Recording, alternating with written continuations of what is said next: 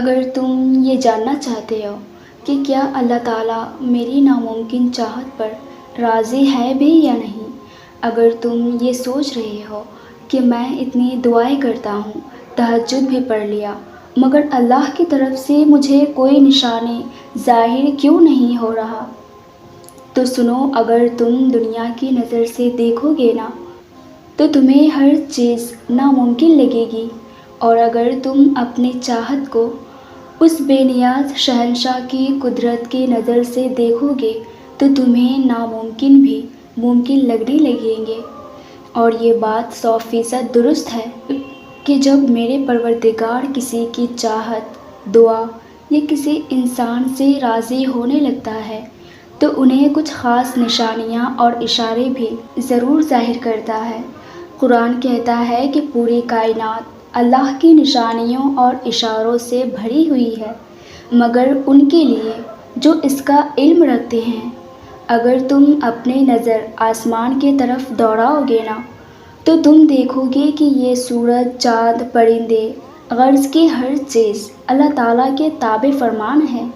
وہی تو ہے کہ جس کے سامنے تم اپنی خالی جھولی اور بکھرا ہوا وجود لے کر جاتے ہو، اس کے لیے نہ تو کچھ مشکل ہے اور نہ ہی ناممکن۔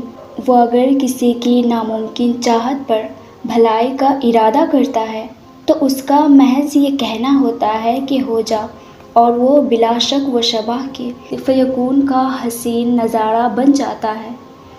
تمہاری ضبط بھری آنسوؤں کا ایک ہی قطرہ اس رب کی رحمت کی سمندر میں شور مچا دیتی ہے۔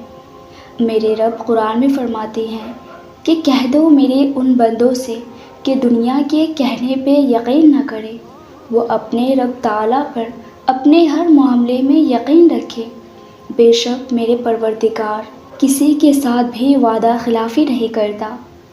کیا پتہ تم جو مانگ رہے ہو وہ تمہیں اس نے عطا کرنا ہی ہو، مگر اس سے پہلے وہ تم سے بہت بڑا کوئی کام لینا چاہتا ہو سکتا ہے کہ وہ تمہیں پہلے اپنے قریب کرنا چاہتا ہو، تاکہ جب تم اپنی خواہش پا بھی لو تو اس رب کائنات کو بھول نہ جاؤ۔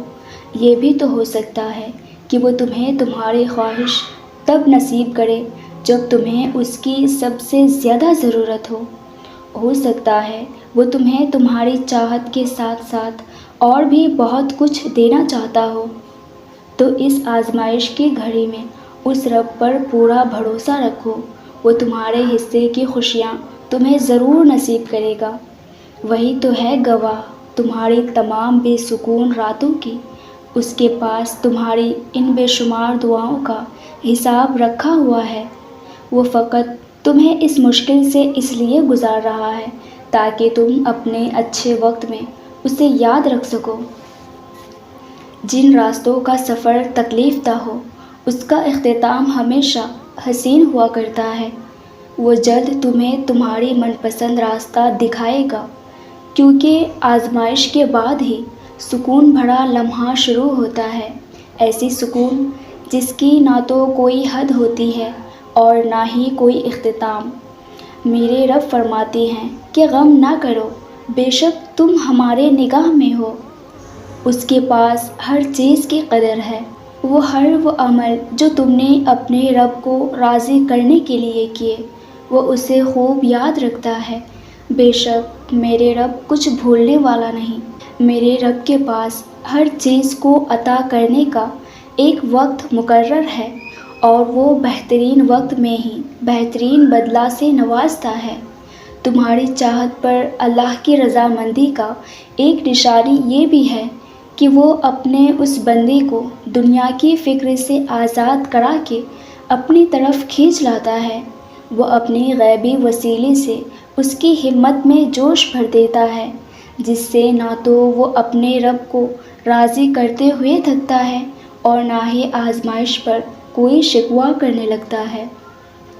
بے شک وہ کامیاب ہو گیا جس نے اپنے گھٹن زدہ حالات پر بھی اپنے رب سے شکوہ نہ کی۔ یہی وہ لوگ ہیں جس پر ہمیشہ میرے رب کی رحمت کی نگاہ برقرار رہتی ہے۔